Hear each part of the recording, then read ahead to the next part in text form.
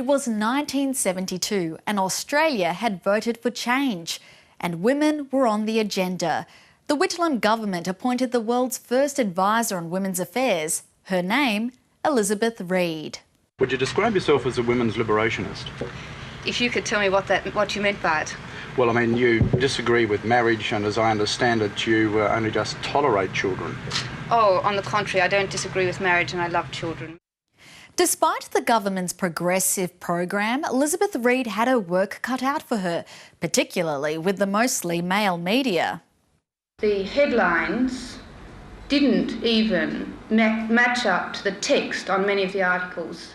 The headlines were sensational, even if the text got somewhere near the truth. What gets reported in the paper is very often your answer to questions. You cannot point out that you weren't asked about your job, you weren't asked what you're doing, you're only asked about abortion, lesbianism, marijuana and so on.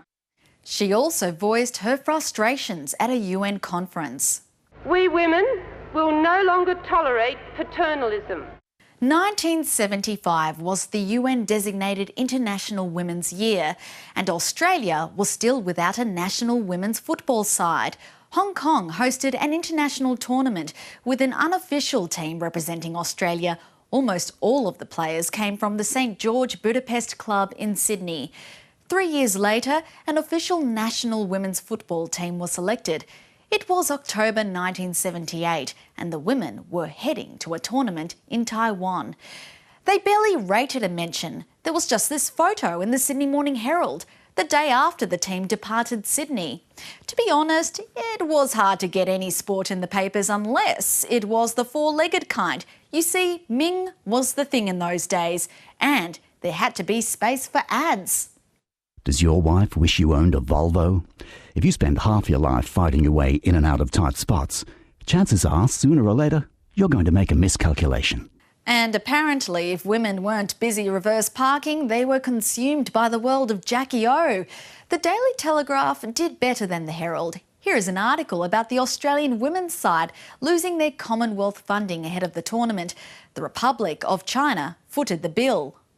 The Australian government had given the association a $9,000 grant, but the grant was withdrawn when the venue of the tournament was transferred from Hong Kong to Taipei. Right from the start, it was a mix of sport and politics. By the 1970s, local, state and national competitions were being organised by women for women.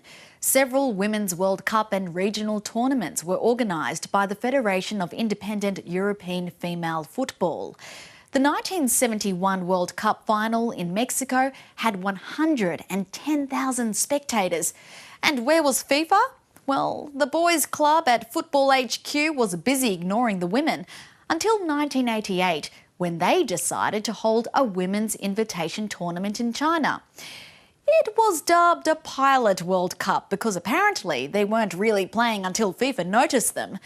In 1991, China hosted the first FIFA Women's World Cup. The Australian women's side didn't qualify, losing out to New Zealand on goal difference. But they qualified 4 years later in Sweden. Suddenly, there was a rush to give them a name. They had been called the Female Socceroos, the Soccerettes and the Socceroos. A reminder about the phone poll to find a new name for the Australian women's team.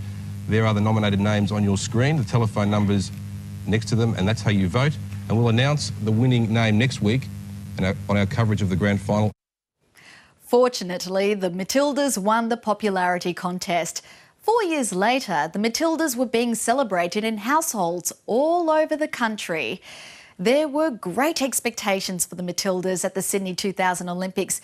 It was only the second time women's football would feature at the Olympics, but resources were scarce. Players were being paid the bare minimum, so they bared all to raise funds. We just wanted to go out and lift the profile of women's soccer. Just even if we get, 1 million people in Australia know who the Matildas are, we've achieved something. Tens of thousands of calendars were sold, but the players reportedly only made a couple of $1,000s each. It did raise their profile, though, even beyond our shores. The marketing ploy was just the start. Soon a new wave of Matildas made every match a calendar event. Superstar captain Cheryl Salisbury and her team played in an era without social media and little mainstream coverage. Now it's the era of Sam Kerr. In 2010, the Matildas were crowned champions of Asia. The Matildas are also the first Australian team, male or female, to ever reach the quarterfinals of a FIFA World Cup, not once, but 3 times.